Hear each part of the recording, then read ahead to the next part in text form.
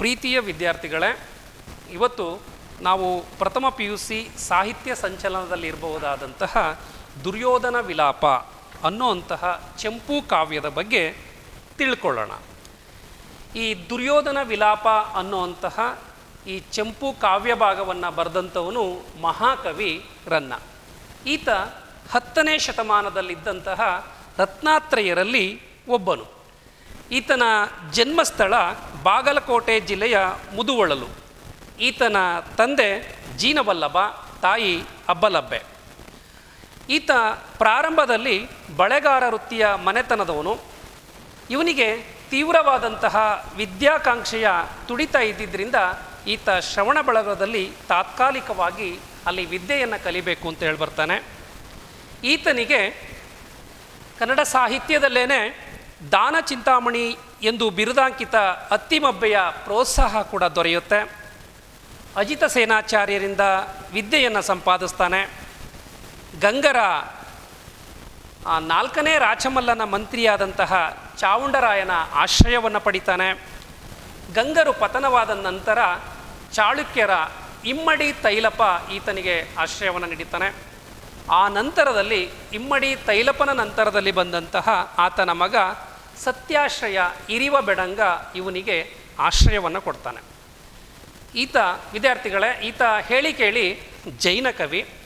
ಜೈನರ ಕವಿಗಳಲ್ಲಿ ಒಂದು ವಿಶೇಷತೆ ಏನಂತ ಹೇಳಿದ್ರೆ, ತಾವು ಹುಟ್ಟಿದಂತಹ ಧರ್ಮದ ಋಣವನ್ನು ತೀರಿಸಬೇಕು, ತನಗೆ ಆಶ್ರಯವನ್ನು ಕೊಟ್ಟಂತಹ ರಾಜನ ಋಣವನ್ನು ತೀರಿಸಬೇಕು ಅನ್ನೋ ಕಾರಣಕ್ಕೆ 2 ಪ್ರಕಾರದ ಸಾಹಿತ್ಯ ಕೃತಿಗಳನ್ನು ರಚನೆ ಮಾಡ್ತಾರೆ.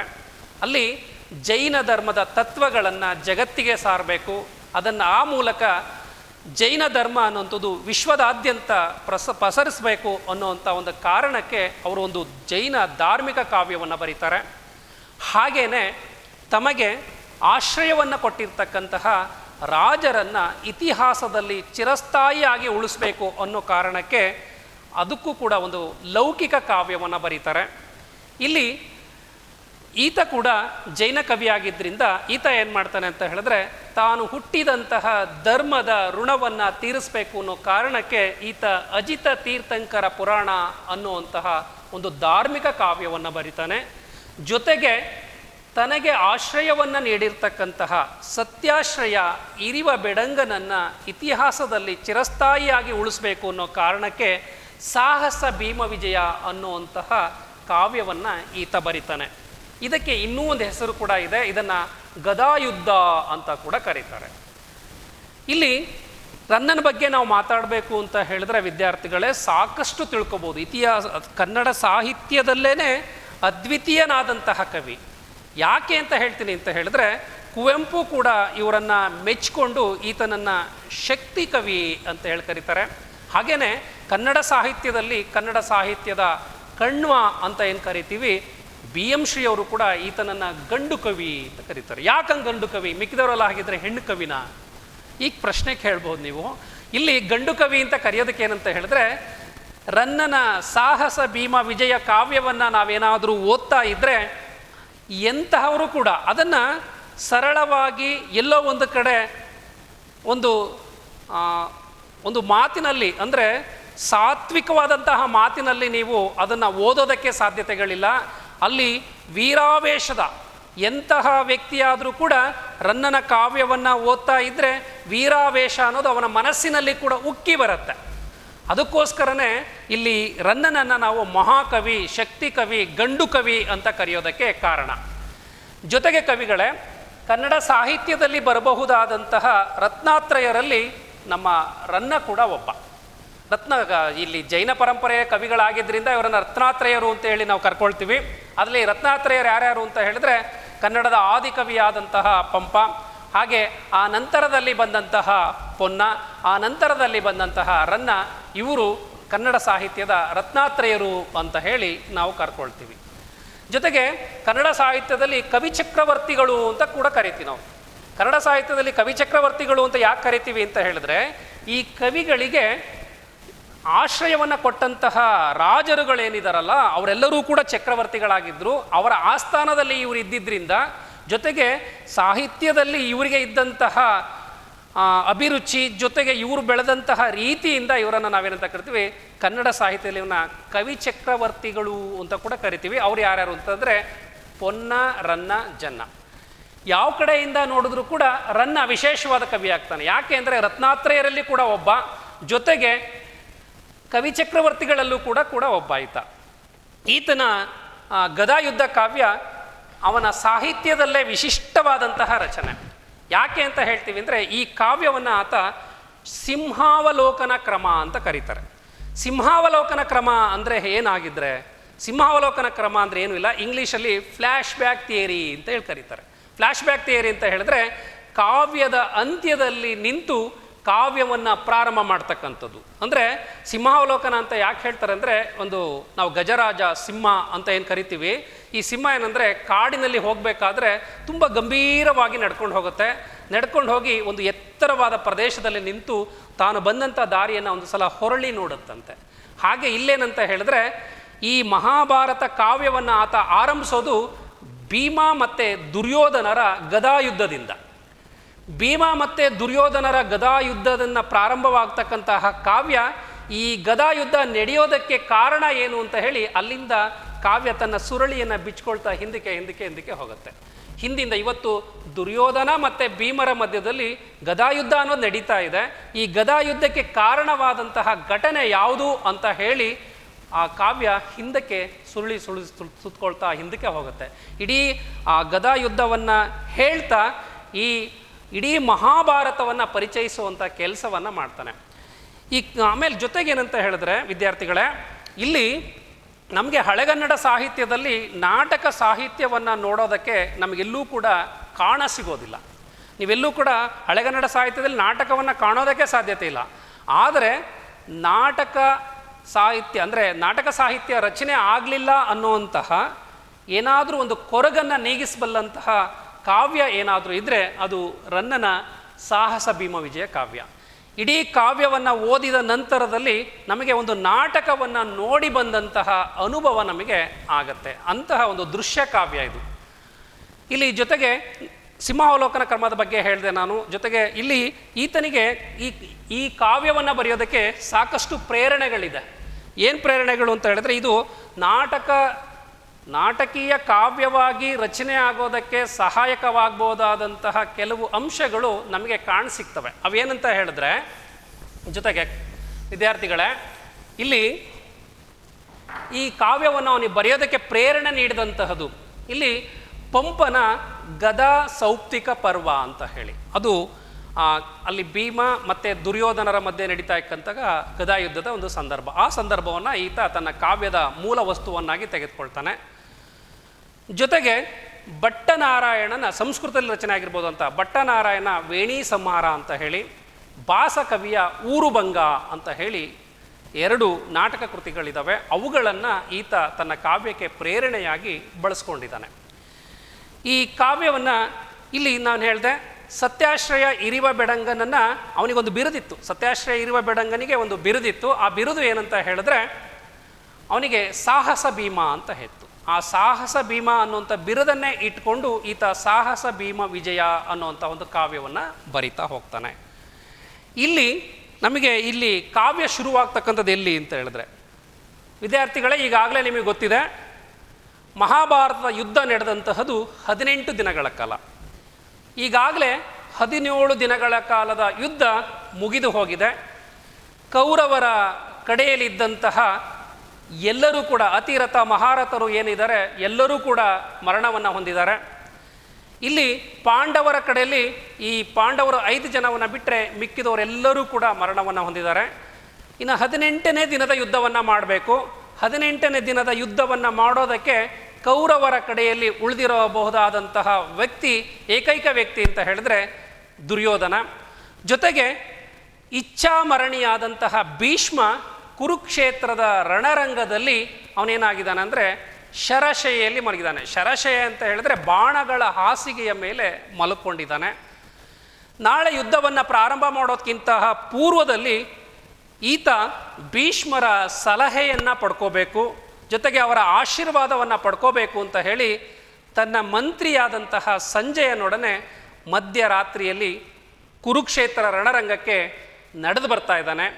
ನಡೆದು ಬರಬಹುದಾದಂತಹ ಸಂದರ್ಭವನ್ನೇ ಇಲ್ಲಿ ನಿಮಗೆ ಕಾವ್ಯವನ್ನಾಗಿ ಇಟ್ಟಿದ್ದಾರೆ. ಅದನ್ನೇ ಇಲ್ಲಿ ಹೇಳ್ತಾರೆ. ಮಹಾಭಾರತದ ಯುದ್ಧದಲ್ಲಿ ತನ್ನವರನ್ನೆಲ್ಲರನ್ನೂ ಕಳೆದುಕೊಂಡ ದುರ್ಯೋಧನನು ಯುದ್ಧ ಭೂಮಿಯಲ್ಲಿ ಶರಶೈಲಿಯಲ್ಲಿದ್ದ ತಾತ ಭೀಷ್ಮನನ್ನು ಭೇಟಿ ಮಾಡಲು ಸಂಜಯನೊಡನೆ ಬರುತ್ತಾನೆ.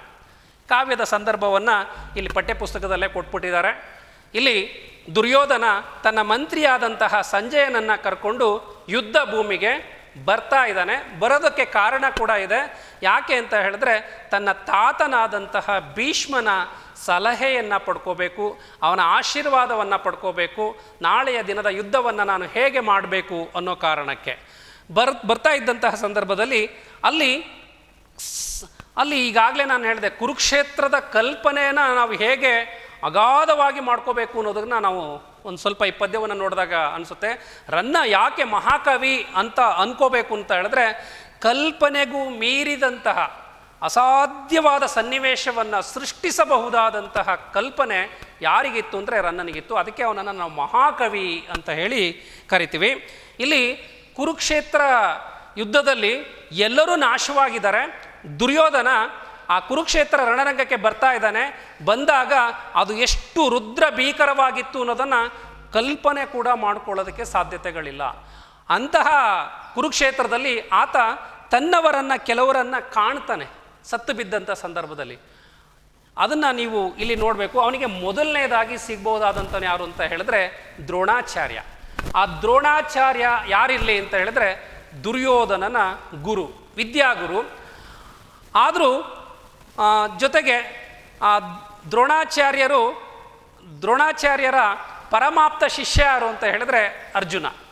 ಆದರೆ ತನ್ನ ಅನ್ನದ ಋಣಕ್ಕೋಸ್ಕರ ಆತ ಕೌರವರ ಪಕ್ಷದಲ್ಲಿ ನಿಂತು ಯುದ್ಧವನ್ನು ಮಾಡಬೇಕಾಗತ್ತೆ.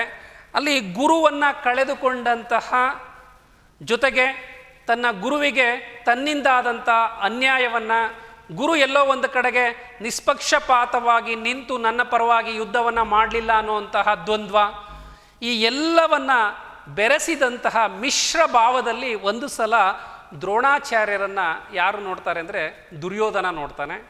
ಆ ನಂತರ ಬಂದಂತಹ ಸಂದರ್ಭದಲ್ಲಿ ತನ್ನ ವೈರಿ ಪಕ್ಷದ ಅರ್ಜುನನ ಮಗನಾದಂತಹ ಅಭಿಮನ್ಯುವನ್ನು ನೋಡ್ತಾನೆ.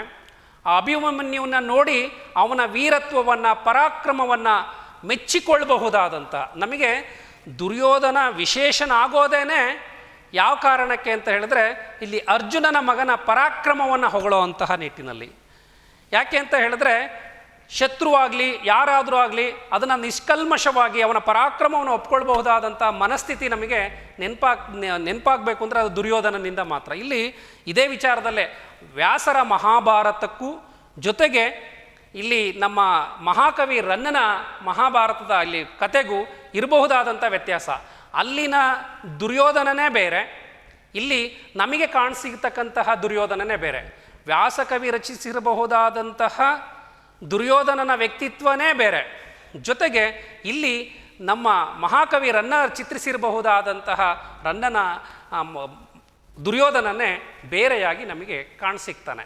ಅಲ್ಲಿನ ನಂತರದಲ್ಲಿ ತನ್ನ ಮಗನಾದಂಥ ಲಕ್ಷ್ಮಣ ಕುಮಾರನನ್ನು ಕಂಡು ಸಹಜವಾದ ಪುತ್ರ ವ್ಯಾಮೋಹದಿಂದ ಶೋಕಿಸಬಹುದಾದಂತಹದ್ದು, ನಂತರ ಅಣ್ಣನಿಗೋಸ್ಕರನೇ ಬದುಕಿದ್ದೆ ಅನ್ನೋ ಥರದಲ್ಲಿ ಬದುಕಿರಬಹುದಾದಂತಹ ದುಶಾಸನನ್ನು ಕಂಡು ಆತ ದುಃಖವನ್ನು ಪಡ್ತಕ್ಕಂಥದ್ದು. ಆ ನಂತರದಲ್ಲಿ ತನ್ನ ಆಪ್ತ ಮಿತ್ರನಾದಂತಹ ಅಂಗದ ದೇಶದ ರಾಜನಾದಂತಹ ಕರ್ಣನನ್ನು ಕಂಡು ಆತ ಕಣ್ಣೀರನ್ನು ಸುರಿಸ್ತಕ್ಕಂಥದ್ದು ಇಲ್ಲಿ ನಮಗೆ ಅತ್ಯದ್ಭುತವಾಗಿ ಕಾಣಸಿಗುತ್ತೆ.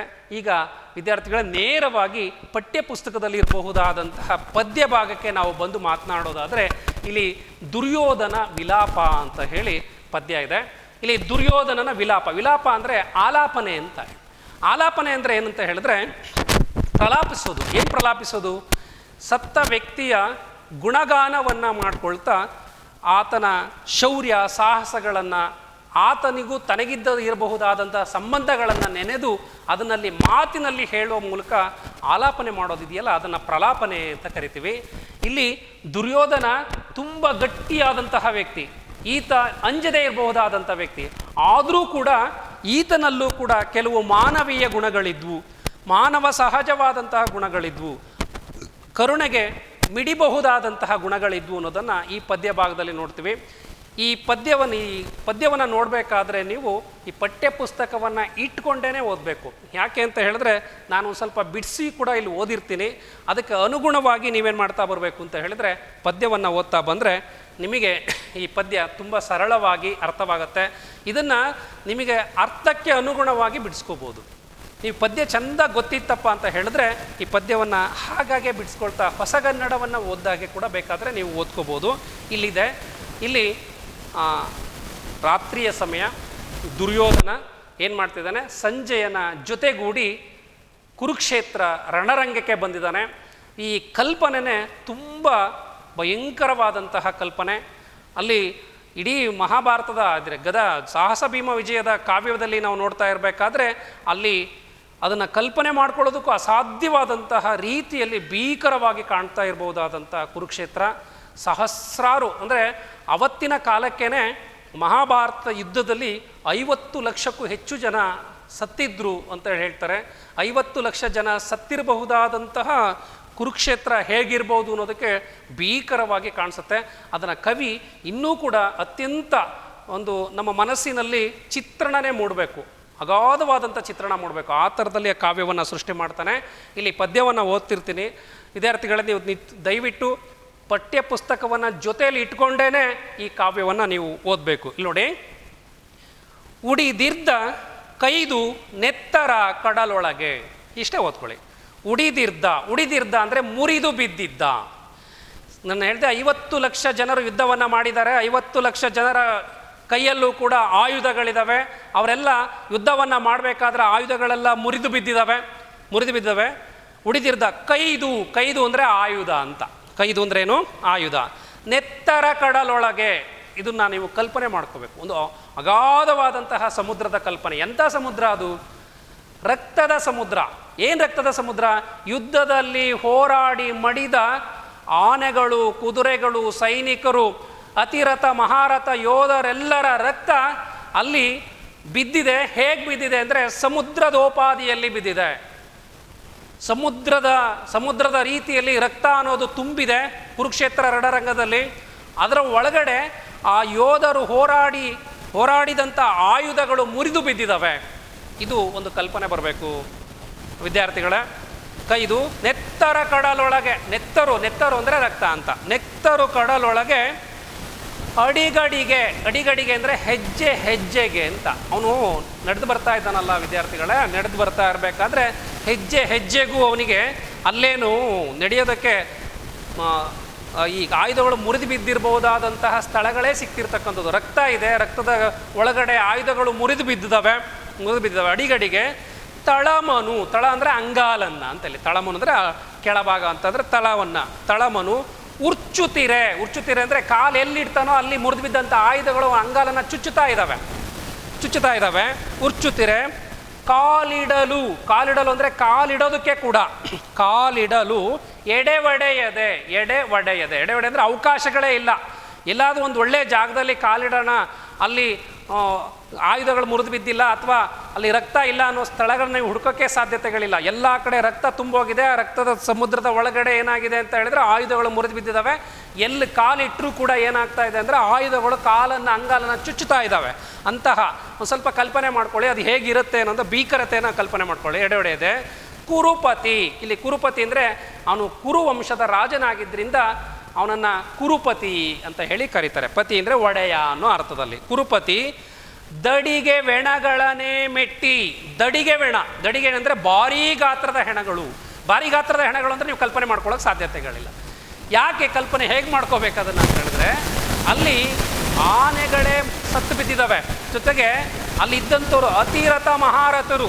ಇನ್ನು ಭೀಮನ ಮಗ ಘಟೋತ್ಕಜನಂತನೊಬ್ಬನಿದ್ದ, ದುರ್ಯೋಧನ, ದುಶಾಸನಂತವರು, ಕರ್ಣನಂತವರು, ಇವರೆಲ್ಲ ಏನಾಗಿದ್ರು ಅಂತ ಹೇಳಿದ್ರೆ ಅತಿರಥ ಮಹಾರಥರು ಅಂತ ಏನು ಅನ್ಸ್ಕೊಂಡಿದ್ರು ಅವರೆಲ್ಲರ ಹೆಣಗಳು ಸತ್ತು ಬಿದ್ದಿದ್ದಾವೆ. ಅವು ಭಾರೀ ಗಾತ್ರದ. ನಿಮಗೆ ಗೊತ್ತಿದೆ ಇನ್ನೊಂದು ಸಂದರ್ಭ ಏನಂತ ಹೇಳಿದ್ರೆ, ವ್ಯಕ್ತಿ ಸತ್ತ ನಂತರ ಬಾದ್ಕೊಳ್ತಾನೆ, ತುಂಬ ಬಾವು ಬರುತ್ತೆ. ಹಾಗೆ ಅತಿರಥ ಮಹಾರಥರ ಹೆಣಗಳು ತುಂಬ ದೊಡ್ಡದಾಗಿ ಬಿದ್ದಿದ್ದಾವೆ. ಎಲ್ಲಿ ಬೇಕಲ್ಲಿ ಬಿದ್ದಾವೆ. ಎಲ್ಲೂ ಶವ ಸಂಸ್ಕಾರವನ್ನು ಮಾಡೋದಕ್ಕೆ ಆಗಿಲ್ಲ. ಆ ರಣರಂಗದಲ್ಲೇ ಇದ್ದಾವೆ ಎಲ್ಲ ಹೆಣಗಳು. ಅದನ್ನ ಹೇಳ್ತಾನೆ. ದಡಿಗೆ ವೆಣಗಳನ್ನೇ ಮೆಟ್ಟಿ, ಕೊನೆಗೆ ಏನು ಮಾಡ್ತಿದ್ದಾನೆ ಅವನು, ಆ ಭಾರೀ ಗಾತ್ರದ ಹೆಣಗಳ ಮೇಲೇ ಕಾಲಿಟ್ಕೊಳ್ತಾ ನಡ್ಕೊಂಡು ಬರ್ತಾ ಇದ್ದಾನೆ. ದಡಿಗೆ ವೆಣಗಳನ್ನೇ ಮೆಟ್ಟಿ ಮೆಲ್ಲನೆ ನಡೆದಂ. ಮೆಲ್ಲನೆ ಅಂದರೆ ಅಲ್ಲಿ ವೇಗವಾಗಿ ಹೋಗೋದಕ್ಕೆ ಸಾಧ್ಯತೆಗಳಿಲ್ಲ. ಯಾಕೆ ಅಂತ ಹೇಳಿದ್ರೆ ಭಾರೀ ಗಾತ್ರದ ಹೆಣಗಳು ಬಿದ್ದಾವೆ, ಸಮುದ್ರದ ರೀತಿಯಲ್ಲಿ ರಕ್ತ ಹರಿದು ನಿಂತಿದೆ. ಅದಕ್ಕೆ ಅವನು ಏನು ಮಾಡ್ತಾನೆ, ಆ ಭಾರೀ ಗಾತ್ರದ ಹೆಣಗಳೇನಿದ್ದು ಹೆಣಗಳ ಮೇಲೇ ಈ ನದಿಲಿ ಹೇಗೆ ನಾವು ಕಲ್ಲುಗಳ ಮೇಲೆ ಕಾಲಿಟ್ಕೊಂಡು ಹೋಗ್ತೀವೋ ಹಾಗೆ ಆ ಹೆಣಗಳನ್ನೇ ಮೆಟ್ಕೊಂಡು ಅವನೇನು ಮಾಡ್ತಾ ಇದ್ದಾನೆ, ಮೆಲ್ಲನೆ ನಡೆದಂ, ನಿಧಾನವಾಗಿ ನಡ್ಕೊಂಡು ಹೋಗ್ತಾ ಇದ್ದಾನೆ. ಇದು ಮೊದಲನೇ ಪದ್ಯದ ಅರ್ಥ ಹೇಳಬೇಕಾದ್ರೆ, ದುರ್ಯೋಧನ ಏನು ಮಾಡ್ತಾ ಇದ್ದಾನೆ, ಸಂಜಯನ ಜೊತೆಗೆ ಕುರುಕ್ಷೇತ್ರ ಯುದ್ಧ ಭೂಮಿಗೆ ಬಂದಿದ್ದಾನೆ. ಆ ಕುರುಕ್ಷೇತ್ರ ಯುದ್ಧ ಭೂಮಿ ಹೇಗಿದೆ ಅಂತ ಹೇಳಿದ್ರೆ, ಆ ಯುದ್ಧ ಭೂಮಿ ರಕ್ತದ ಸಮುದ್ರದ ಅಂತೆ ಕಾಣಿಸ್ತಾ ಇದೆ. ಅಲ್ಲಿ ಭಾರೀ ಗಾತ್ರದ ಹೆಣಗಳಿದ್ದಾವೆ. ಜೊತೆಗೆ ಅಲ್ಲಿ ವೀರ ಯೋಧರು ಹೋರಾಡಿದಂತಹ ಆಯುಧಗಳೇನಾಗಿದ್ದಾವೆ ಅಲ್ಲಿ ಮುರಿದು ಬಿದ್ದಿದ್ದಾವೆ. ಎಲ್ಲಾದರೂ ಅಲ್ಲಿ ಕಾಲಿಟ್ಟರೆ ಆ ಆಯುಧಗಳು ಆತನ ಕಾಲನ್ನು ಚುಚ್ಚುತ್ತಾ ಇದ್ದಂಥ ಸಂದರ್ಭದಲ್ಲಿ ಆ ಭಾರೀ ಗಾತ್ರದ ಹೆಣಗಳ ಮೇಲೇ ಕಾಲಿಟ್ಕೊಳ್ತಾ ನಿಧಾನವಾಗಿ ಎಲ್ಲಿ ಬಂದಿದ್ದಾನೆ, ಕುರುಕ್ಷೇತ್ರ ಯುದ್ಧ ಭೂಮಿ ಬಂದಿದ್ದಾನೆ. ಕುರುಕ್ಷೇತ್ರ ಯುದ್ಧ ಭೂಮಿ ಮತ್ತೆಲ್ಲಿ ಹೋಗಬೇಕು ಅವನು ಅಂತ ಹೇಳಿದ್ರೆ, ಭೀಷ್ಮರು ಇರುವಂತಹ ಜಾಗಕ್ಕೆ ಅವನು ಹೋಗಬೇಕಾಗ್ತಾ ಇದೆ. ಅದಕ್ಕೆ ಅವನು ನಡ್ಕೊಂಡು ಬರ್ತಾ ಇದ್ದಾನೆ. ಹೀಗೆ ನಡ್ಕೊ ಬರ್ತಾ ಇರಬೇಕಾದ್ರೆ ಅವನು ಹೇಗೆ ನಡೆದು ಬರ್ತಾ ಇದ್ದ ಅನ್ನೋದನ್ನು ಮುಂದೆ ಹೇಳ್ತಾ ಹೋಗ್ತಾರೆ. ಒಂದು ಸ್ವಲ್ಪ ನೋಡ್ಕೊಳ್ಳಿ ಇಲ್ಲಿ. ಇಬ ಶೈಲಗಳನ್ನು ಏರಿ ಇಬ ಅಂದರೆ ಆನೆ ಅಂತ. ಇಬ ಅಂದ್ರೇನು, ಇಬ ಶೈಲ ಅಂದರೆ ಪರ್ವತ. ಆನೆಗಳು ಆ ಕುರುಕ್ಷೇತ್ರ ಯುದ್ಧ ಭೂಮಿಯಲ್ಲಿ ಹೇಗೆ ಬಿದ್ದಿದ್ದಾವೆ ಅಂತ ಹೇಳಿದ್ರೆ, ಪರ್ವತದೋಪಾದಿಯಲ್ಲಿ ಬಿದ್ದಿದ್ದಾವೆ, ಪರ್ವತಗಳ ರೀತಿಯಲ್ಲಿ ಕಾಣಿಸ್ತಾ ಇದ್ದಾವೆ. ಇಬ ಶೈಲಗಳನ್ನು ಏರಿ ಅಂದರೆ ಇಲ್ಲಿ ಆನೆಗಳೆಂಬ ಪರ್ವತಗಳನ್ನು ಹತ್ತಿ ಬರ್ತಾ ಇದ್ದಾನ ಅವನು. ಇಬ ಶೈಲಗಳನ್ನು ನೋಡಿ, ಇಲ್ಲಿ ಬಿಡಿಸ್ಕೊಳ್ಳಿ. ಇಬ ಶೈಲಗಳನ್ನು ಏರಿ ರುದಿರ ಶ್ರೋತ್ರಂಗಳಂ ದಾಂಟಿ ರುದಿರ ಅಂದರೆ ರಕ್ತ ಅಂತ. ರುದಿರ ಶ್ರೋತಂಗಳಂ, ಶ್ರೋತ ಅಂತ ಹೇಳಿದ್ರೆ ಇಲ್ಲಿ ರುದಿರ ಶ್ರೋತ್ರ ಅಂದರೆ ಅಲ್ಲಿ ಆನೆಗಳ ಪರ್ವತದ ಮಧ್ಯದಲ್ಲಿ ಹೇಗೆ ಹರಿತಾ ಇದೆ ರಕ್ತ ಅಂತಾರೆ, ನದಿ ರೀತಿಯಲ್ಲಿ ಹರಿತಾ ಇದೆ. ಆ ಕಡೆ ಈ ಕಡೆಗೆ ಆನೆಗಳು ಪರ್ವತದ ರೀತಿಯಲ್ಲಿ ಬಿದ್ದಿದ್ದಾವೆ. ಅವುಗಳ ಮಧ್ಯದಲ್ಲಿ ರಕ್ತ ಅನ್ನುವಂಥದ್ದು ನದಿಯೋಪಾದಿಯಲ್ಲಿ ಹರಿತಾ ಇದೆ. ಆ ನದಿಗಳನ್ನು, ರಕ್ತದ ನದಿಗಳನ್ನು ಆತ ದಾಟ್ಕೊಂಡು ಬರ್ತಾ ಇದ್ದಾನೆ. ಇಬಧೋರ್ ನೀಲ ಅಂದರೆ ಇಬ ಅಂದ್ರೆ ಆನೆ ಅಂತ ಹೇಳಿದೆನು. ಇಬಧೋರ್ ನೀಲ ಲತಾ ಪ್ರತಾನ ವಿಪಿನ ರಾತಂಗಳೋಳ್ ಸಿಲ್ಕಿ ನೋಡಿ, ಇಲ್ಲಿ ಸ್ವಲ್ಪ ಬಿಡಿಸ್ಕೊಡ್ರಿ. ಇಬಧೋರ್ ನೀಲ, ಇಲ್ಲಿ ಆನೆಗಳ ಸೊಂಡಲಿಗಳು, ನೀಲ ಅಂದರೆ ನೀಲಿಯಾದ ಅಂತ ಹೇಳಿ, ಆನೆಗಳ ಸೊಂಡಲಿಗಳು, ಅಲ್ಲಿ ಆನೆಗಳ ಪರ್ವತಗಳಿದ್ದಾವೆ. ಆನೆಗಳ ಸೊಂಡಲಿಗಳು ಹೇಗೆ ಹಬ್ಕೊಂಡೆ ಅಂದರೆ ಈ ಕಾಡಲ್ಲಿ ಬಳ್ಳಿಗಳು ಹಬ್ಬಿದ ರೀತಿಯಲ್ಲಿ ಒಂದಕ್ಕೊಂದಕ್ಕೆ ಜೊತೆಯಾಗಿ ಸೇರ್ಕೊಳ್ತಾ ಹೋಗಿದ್ದಾವೆ. ಇಬಧೋರ್ ನೀಲಲತಾ ಅಂದರೆ ಆನೆಗಳ ಸೊಂಡಿಲುಗಳು ಬಳ್ಳಿಗಳ ಉಪಾದಿಯಲ್ಲಿ ಹಬ್ಕೊಂಡಿದ್ದಾವೆ. ಅವುಗಳ ಮಧ್ಯದಲ್ಲಿ ಅವನಿಗಳಿಗೆ ನುಸುಳಿಕೊಂಡು ಬರೋಕ್ಕಾಗ್ತಾ ಇಲ್ಲ. ಇಬಧೋರ್ ನೀಲಲತಾ ವಿಪಿನ ಅಂದರೆ ಕಾಡು ಅಂತ. ಅವು ಹೇಗೆ ಅಂದರೆ ಕಾಡಲ್ಲಿ ಬಳ್ಳಿ ಹಬ್ಬಿದಾವೆ. ವಿಪಿನ ರಾತಂಗಳೋಳ್ ಸಿಲ್ಕಿ ಅವುಗಳ ಮಧ್ಯದಲ್ಲಿ ಅವನು ಸಿಲ್ಕಿ, ಅವನಿಗೆ ಬರಕ್ಕೆ ಹೋದರೆ ಆ ಆನೆಗಳ ಸೊಂಡಿಲುಗಳು ಬಳ್ಳಿಗಳು ತಡೆದ ಹಾಗೆ ಅವನನ್ನು ತಡಿತಾ ಇದ್ದಾವೆ. ಸಿಲ್ಕಿ ಬರಂಗೈದು ಬರಂಗೈದು ಅಂದರೆ ನುಗ್ಗಿ ಬರೋಕ್ಕೆ ಆಗ್ತಾ ಇಲ್ಲ. ಬರಂಗೈದುರದೆ ಸಂಜಯ ಶಿರಸ್ಕಂದಾವಲಂಬಂ. ಅವನಿಗೆ ಆನೆಗಳು ಪರ್ವತದೋಪಾದಿಯಲ್ಲಿದ್ದಾವೆ. ಆನೆಗಳ ಸೊಂಡಿಲುಗಳೇನಾಗಿದ್ದಾವೆ, ಆ ಬಳ್ಳಿಗಳ ರೀತಿಯಲ್ಲಿ ಹಬ್ಕೊಂಡಿದ್ದಾವೆ. ಅವನಿಗೆ ಅವುಗಳ ಮಧ್ಯದಲ್ಲಿ ಬರೋಕ್ಕಾಗ್ತಾ ಇಲ್ಲ. ಅವುಗಳ ಮಧ್ಯದಲ್ಲಿ ನುಗ್ಗಿಕೊಂಡು ಅವನೇನು ಬರ್ತಾ ಇದ್ದಾನೆ. ಜೊತೆಗೆ ಬರೋದಕ್ಕೆ ಸಾಧ್ಯ ಆಗದೇನೆ ಆ ಸಂಜಯನ ಹೆಗಲ ಮೇಲೆ ಕೈಯನ್ನು ಹಾಕ್ಕೊಂಡು ಅವನೇನು ಬರ್ತಾನೆ. ಕುರುಪ್ರಭು ಕಂಡಂ. ಶಿರಸ್ಕಂದ ಅಂದರೆ ಗೊತ್ತಾಗುತ್ತೆ ನಿಮಗೆ. ಶಿರಸ್ಕಂದ ಅಂದರೆ ಶಿರ ಅಂದರೆ ಕೊರಳು ಅಂತ ಹೇಳಿ, ಅವನ ಕೊರಳಿಗೆ ಈತ ಕೈಯನ್ನು ಹಾಕ್ಕೊಂಡು ನೆಡ್ಕೊಂಡು ಬರ್ತಾ ಇದ್ದಾನೆ. ಶಿರಸ್ಕಂದಾವಲಂಬಂ, ಅವನ ಅವಲಂಬಿಸ್ಕೊಂಡು ಅಂತ ಒಂದು. ಕುರುಪ್ರಭು ಕಂಡಂ. ಕುರುಪ್ರಭು ಅಂದರೆ ಇಲ್ಲಿ ದುರ್ಯೋಧನ ಅಂತ. ಕುರುಪ್ರಭು ಅಂದರೆ ಯಾರು, ದುರ್ಯೋಧನ. ಕಂಡಂ ನೋಡಿದ ಯಾರನ್ನ, ಶರಜಾಲ ಜರ್ಜರಿತ ಗಾತ್ರತಾಣನಂ. ಶರಜಾಲ ಅಂತ ಹೇಳಿದ್ರೆ, ಶರ ಅಂದರೆ ಬಾಣ, ಜರ್ಜರಿತ ಶತ್ರುಗಳ ಬಾಣದಿಂದ ಜರ್ಜರಿತವಾದಂತಹ ಶರೀರ. ಗಾತ್ರತ್ರಾಣನಂ ದ್ರೋಣನಂ. ಯಾರನ್ನು ನೋಡ್ದ ಅವನು, ದ್ರೋಣಾಚಾರ್ಯರನ್ನ ಕಂಡ. ಆ ದ್ರೋಣಾಚಾರ್ಯರು ಹೇಗಿದ್ರು ಅಂತ ಹೇಳಿ ಇಲ್ಲಿ ಮುಂದೆ ಹೇಳ್ತಾ ಹೋಗ್ತಾರೆ. ಆ ದ್ರೋಣಾಚಾರ್ಯರನ್ನ ನೋಡಿದಾಗ ಅವನಿಗೆ ದುಃಖ ಆಗತ್ತೆ. ಖಂಡಂ ಹೇಳ್ತಾನೆ ದ್ರೋಣನಂ, ಇಲ್ಲಿ ನೋಡಿ, ಅಂತು ಅಂತು ಅಂದರೆ ಹಾಗೆ, ಅಂತು ನಿಸರ್ಗ ದುಷ್ಟ ದೃಷ್ಟದುಮ್ನ, ನಿಸರ್ಗ ದೃಷ್ಟ ಯಾಕೆ ಇಲ್ಲಿ ದೃಷ್ಟದುಮ್ನ ನಿಸರ್ಗ ದುಷ್ಟ ಸ್ವಭಾವತಃ ದುಷ್ಟ ಯಾಕೆ ಅಂತ ಹೇಳಿದ್ರೆ, ಈ ದೃಷ್ಟದುಮ್ನ ತಂದೆ ಯಾರು ಅಂದರೆ ದೃಪದ. ಈ ದೃಪದನ ಸಾವಿಗೆ ಕಾರಣನಾದಂಥವ್ರು ಯಾರು ಅಂದರೆ ದ್ರೋಣಾಚಾರ್ಯ. ಅದನ್ನು ಮತ್ತೆ ಕತೆ ತುಂಬ ದೊಡ್ಡದಾಗತ್ತೆ, ಅದು ಬೇಡ. ಇಲ್ಲಿ ತಂದೆಯ ಸಾವಿಗೆ ಕಾರಣನಾದಂತಹ ದ್ರೋಣಾಚಾರ್ಯ. ಯಾರ ತಂದೆಯ ಸಾವಿಗೆ ಅಂತ ಹೇಳಿದ್ರೆ ದೃಷ್ಟದುಮ್ನನ ತಂದೆಯಾದಂತಹ ದೃಪದನ ಸಾವಿಗೆ ಕಾರಣನಾದಂಥವನು ಯಾರು ಅಂತ ಹೇಳಿದ್ರೆ ದ್ರೋಣಾಚಾರ್ಯ. ಅದರಿಂದ ತಂದೆಯ ಸಾವಿನಿಂದಾಗಿ ಸಹಜವಾಗಿ ದ್ರೋಣಾಚಾರ್ಯರ ವಿಷಯದಲ್ಲಿ ದುಷ್ಟನಾಗಿದ್ದ ಯಾರು? ದೃಷ್ಟದುಮ್ನ. ಅದನ್ನೆಲ್ಲ ಹೇಳ್ತಾ ಇದ್ರೆ ದೃಷ್ಟದುಮ್ನನ ಕಚ ಅಂದರೆ ಕೂದಲು ಅಂತ. ಕಚ ನಿಗ್ರಹಕರ ವಿಲುಳಿತ ಮೌಳಿಯಾಗಿದ್ದ.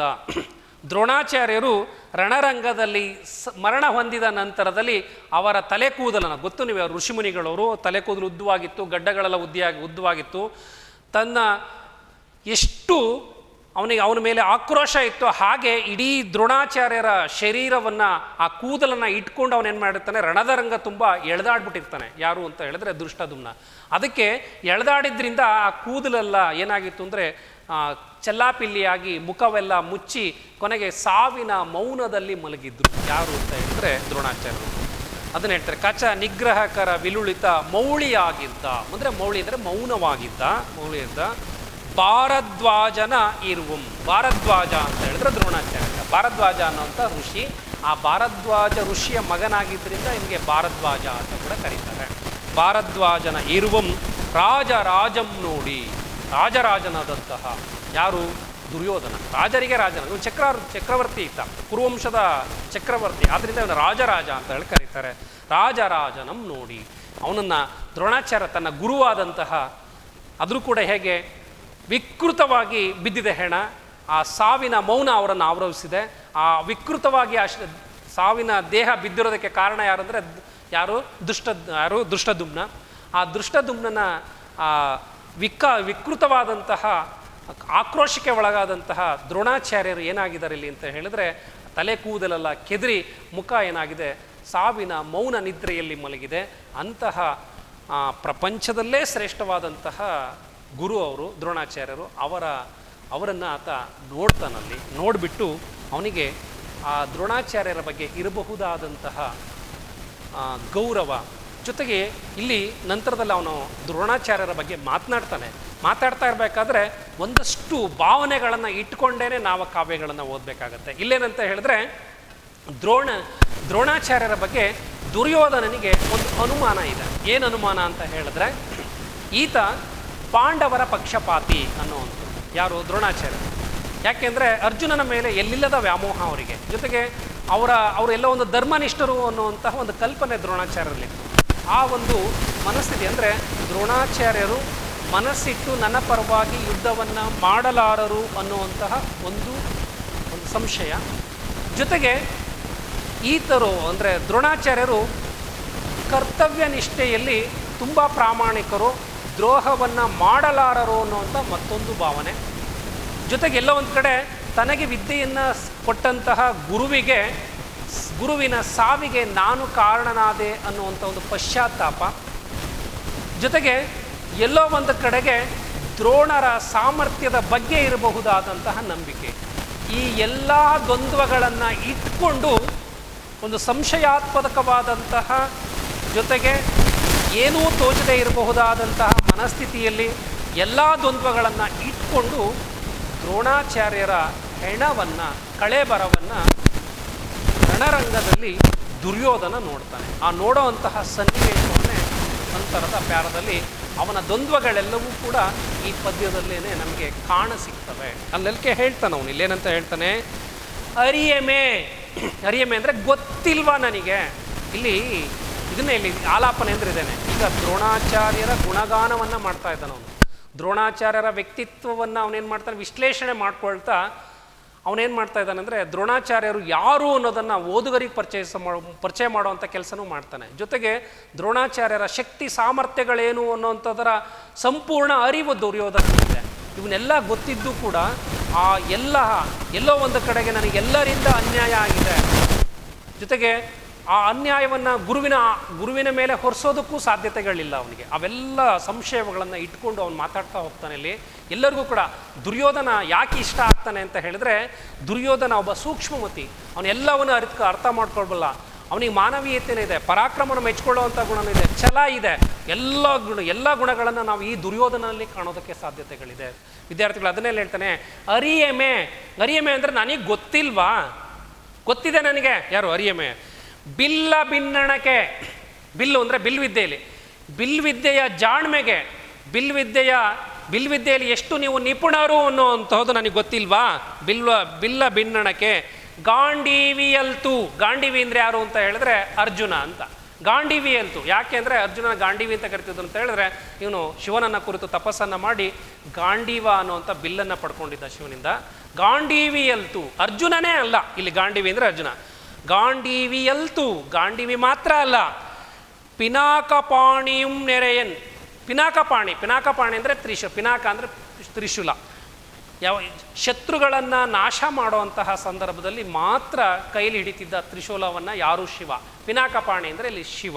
ಪಿನಾಕಪಾಣಿಯಂ ನೆರೆಯನ್ ಅಂದರೆ ಸಾಕ್ಷಾತ್ ಶಿವನೇ ತ್ರಿಶೂಲವನ್ನು ಹಿಡಿದು ನಿನ್ನ ಮುಂದೆ ಯುದ್ಧಕ್ಕೆ ನಿಂತರೆ. ಇದಿರ್ಚಿ ಅಂದರೆ ಎದುರಿಸಿ ಅಂದರೆ ಎದುರಿಸಿ. ನಿಮ್ಮೊಡನೆ ಅಂದರೆ ನಿಮ್ಮ ಜೊತೆಗೆ, ನಿಮ್ಮೊಡನೆ ಕಾದಿ ಗೆಲ್ಲಲ್ಕದು. ಕಾದಿ ಅಂದರೆ ಯುದ್ಧವನ್ನು ಮಾಡಿ, ಕಾದಿ ಗೆಲ್ಲಲ್ಕದು, ಗೆಲ್ಲೋದಕ್ಕೆ ಸಾಧ್ಯ ಇಲ್ಲ. ಗುರು ದ್ರೋಣಾಚಾರ್ಯರೇ, ನಿಮ್ಮ ಬಿಲ್ವಿದ್ಯೆಯ ಜಾಣ್ಮೆ ನನಗೆ ಗೊತ್ತಿಲ್ವಾ? ಅರ್ಜುನನೇ ಅಲ್ಲ, ಸಾಕ್ಷಾತ್ ಶಿವನೇ ತ್ರಿಶೂಲವನ್ನು ಹಿಡಿದು ನಿಮ್ಮ ಮುಂದೆ ಯುದ್ಧಕ್ಕೆ ನಿಂತರೆ ಅವನಿಗೂ ಕೂಡ ನಿಮ್ಮನ್ನು ಗೆಲ್ಲೋದಕ್ಕೆ ಸಾಧ್ಯತೆಗಳಿಲ್ಲ. ಅದನ್ನೆಲ್ಲ ಹೇಳ್ತಾ ಹೋಗ್ತಾನೆ. ಗೆಲ್ಲಲ್ಕದ ನಿಮ್ಮ ಉಪೇಕ್ಷೆ ಎಂದರಿಯನ್. ನೀವು ಮನಸ್ಸಿಲ್ಲದೆ ಯುದ್ಧವನ್ನು ಮಾಡಿದ್ರೋ ಏನೋ ನನಗೆ ಗೊತ್ತಿಲ್ಲ, ಅರ್ಥ ಆಗ್ತಾ ಇದೆ. ನೀವು ಮನಸ್ಸಿಟ್ಟು ಯುದ್ಧ ಮಾಡಿದ್ರೋ, ಅಥವಾ ನನ್ನ ಶಿಷ್ಯ ಅವನನ್ನು ಜಗತ್ತಿನಲ್ಲೇ ಶ್ರೇಷ್ಠವಾದಂತಹ ಧನುರ್ಧಾರಿಯಾಗಿ ಮಾಡ್ತೀನಿ ಅನ್ನೋಂಥ ಕಾರಣಕ್ಕೋ, ಅವನ ಶಿಷ್ಯನಿಗೋಸ್ಕರ ನೀವೆಲ್ಲೋ ಒಂದು ಕಡೆ ನಿರ್ಲಕ್ಷ್ಯದಿಂದಾಗಿ ಯುದ್ಧವನ್ನು ಮಾಡಿದ್ರೋ, ಅದನ್ನೇ ಹೇಳ್ತಾನೆ. ನಿಮ್ಮ ಉಪೇಕ್ಷೆ ಎಂದರಿಯನ್. ನೀವೆಲ್ಲೋ ಮನಸ್ಸಿಲ್ಲದೆ ಯುದ್ಧವನ್ನು ಮಾಡಿದ್ರೋ ಏನೋ, ಅದು ನನಗೆ ಗೊತ್ತಿಲ್ಲ, ಅದನ್ನು ಹೇಳ್ತಾನೆ. ಇದೆನ್ನ ಅಂದರೆ ಇದು ನನ್ನ. ನೋಡಿ, ನಿಮ್ಮಂಥವರೆಲ್ಲ ಇದ್ರಿ, ಭೀಷ್ಮನಂತವನಿದ್ರ, ದ್ರೋಣಾಚಾರ್ಯ, ಕರ್ಣನಂತವ್ರಿದ್ದು, ಎಲ್ಲ ಇದ್ದು ಕೂಡ ನನಗೆ ಸೋಲಾಗಿದೆ ಅನ್ನೋ ಕಾರಣನ ಅವನು ಮನಸ್ಸಿನಲ್ಲಿ ಪಶ್ಚಾತ್ತಾಪದ ಭಾವನೆ ಕೂಡ ಆಗ್ತಾ ಇರ್ತದೆ. ಇವ್ರು ಯಾರೂ ಕೂಡ ನನ್ನ ಪರವಾಗಿ ಬಾಹ್ಯವಾಗಿ ನಿಂತರೋ ಹೊರತು ಮಾನಸಿಕವಾಗಿ ನಿಲ್ಲಿಲ್ಲ ಅನ್ನುವಂತಹ ಒಂದು ಕಲ್ಪನೆ ಅವನ ಮನಸ್ಸಿನಲ್ಲಿ ಬರ್ತಾ ಇದೆ. ಅದನ್ನು ಹೇಳ್ತಾನೆ. ಇದು ನನ್ನ ಕರ್ಮವಶಮೆಂದರಿಯನ್. ಕರ್ಮವಶ ಅಥವಾ ನನ್ನ ಕರ್ಮ ಪೂರ್ವಜನ್ಮದ ಪಾಪದ ಕರ್ಮದ ಫಲನೂ ನನಗೆ ಗೊತ್ತಿಲ್ಲ. ಎಂದರಿಯಂ ನಿಮಗಿಂತೂ ಅಂದರೆ ನಿಮಗೆ ಹೀಗೆ, ನಿಮಗಿಂತೂ ಸಾವು ಅಂದರೆ ಈ ತರಹದ ಸಾವು ಬರೋದಕ್ಕೆ ಸಾಧ್ಯತೆಗಳಿಲ್ಲ, ಆದರೂ ಬಂದಿದೆ ಅಂತ ಹೇಳೋದಾದರೆ ಸಾವುಂ ಈ ಥರದಿನ ಕಾರಣಂ ಅಂದರೆ ಈ ಥರದ ಸಾವು ಬರೋದು ಸಾಧ್ಯನಾ ನಿಮಗೆ?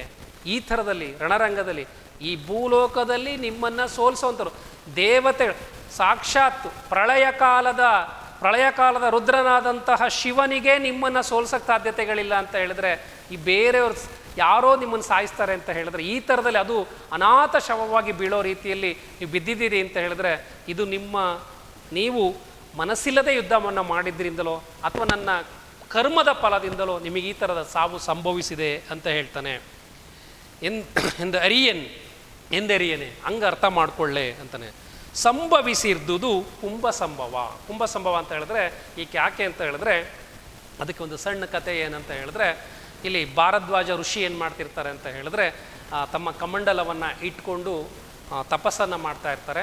ಘೃತಾಚಿ ಅನ್ನುವಂಥ ಅಪ್ಸರೆ ಏನು ಮಾಡ್ತಾಳೆ, ಅವನ ಮುಂದೆ ಬಂದು ನೃತ್ಯವನ್ನು ಮಾಡ್ತಾಳೆ.